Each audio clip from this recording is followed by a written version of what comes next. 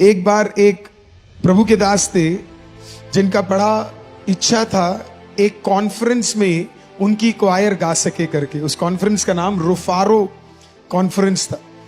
तो उन्होंने बड़ी मेहनत की, उनका ड्रीम था कि रुफारो कॉन्फ्रेंस में उनके चर्च का क्वायर गाएगा करके। तो कई साल उन्होंने प्रैक्टिस किया, और क्वायर अलग होती है, वर्शिप टीम अलग होती है ना। तो बड़ा उसके अंदर बड़ी बारीकियां देखी जाती है ना। लेकिन तो बड़ा उन्होंने प्रेयर किया कि एक बार उनके क्वायर को रुफारो कॉन्फ्रेंस में मिले करके। कई साल प्रार्थना करने के बाद फाइनली एक दिन उनके चर्च को कॉल आया कि आपके क्वायर को बुलाया जा रहा है रुफारो कॉन्फ्रेंस में। बस प्रभु के दास बड़े एक्साइटेड हो गए। उन्होंने अपनी टीम को बोला, प्रार्थना, उनकी टीम बड़ी खुश हो गई, सब बड़े एक्साइटेड हो गए कि फाइनली अब इस कॉन्फ्रेंस में परमेश्वर का वचन बांटने के लिए, परमेश्वर के लिए गीत गाने के लिए उन्हें मौका मिला है। कुछ दिन बाद अचानक वो बीमार पड़ते और परमेश्वर उनसे कहता है तेरे पास 3 दिन बचे हैं मरने के लिए। कॉन्फ्रेंस के 3 दिन पहले परमेश्वर उनसे कहता है you are going to die. उसने एक विनती करी, गिड़गिड़ाया परमेश्वर के सामने कि परमेश्वर प्लीज मुझे मारो मत, मारना है ये 3 दिन बाद मारो, क्योंकि मेरे लाइफ का ड्रीम था कि मेरा चर्च इस कॉन्फ्रेंस में क्या करेगा, ये मेरे बच्चे, मेरे चर्च के लोग इस कॉन्फ्रेंस में क्वायर लीड करेंगे, मुझे वो देखना है करके। परमेश्वर ने बोला टेंशन मत ले, मैं उस दिन का मैं तुझे झलक दिखा दूंगा। परमेश्वर ने बोला तू तैयार? उसने बोला हाँ ठीक है।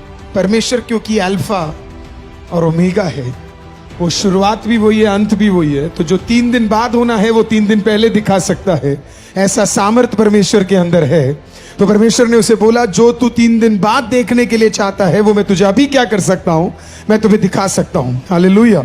उसने उस विजन में, वो परमेश्वर के साथ, उसने क्या देखा कि उसकी पूरी क्वायर की टीम खड़ी है रुफारो कॉन्फ्रेंस में, और भयंकर तरीके से ये लोग गा रहे करके, भयंकर। इतना आनंदित हुआ, देखा उसके आंखों से आंसू आ रहे, उस टीम को देखते ही इतना खुश हो गया। फिर उसको लगा शायद परमेश्वर के हियरिंग सिस्टम में कुछ दिक्कत है।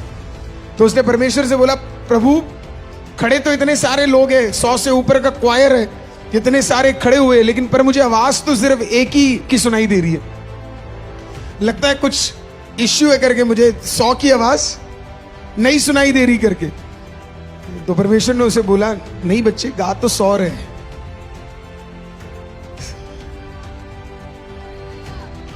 गा तो 100 रहे हैं, पर आत्मा में, आत्मा और सच्चाई में एक ही गा रहा है। उसने बोला मतलब स्वर्ग में ऐसे ही सुनाई देता? उसने बोला हाँ, गा तो बहुत लोग रहते, पर स्वर्ग उसी की आवाज सुनता है जो आत्मा और सच्चाई में क्या कर रहा है। हेवन सारे वर्शिप को नहीं सुनता है, सारी आराधना स्वर्ग में नहीं सुनी जाती है। इसी के लिए परमेश्वर ने कहा जो मेरे पास आते वो आत्मा और सच्चाई में क्या करेंगे, आराधना करेंगे, और उनकी प्रार्थनाओं को मैं क्या करूंगा, उनकी आराधना को मैं क्या करूंगा, सुनूंगा। तो हो सकता है आज आप क्वायर में ना हो, हालेलुया, हो सकता है आप आगे ना हो, लेकिन आप पीछे होकर भी अगर आत्मा और सच्चाई में गाओगे तो परमेश्वर क्या करेगा, शायद इनकी ना सुनकर आपकी सुनना शुरू कर देगा। Hallelujah, God is powerful. Hallelujah, क्योंकि परमेश्वर उसकी सुनना चाहता है जो तहे दिल के अंदर से आराधना करना चाहता है।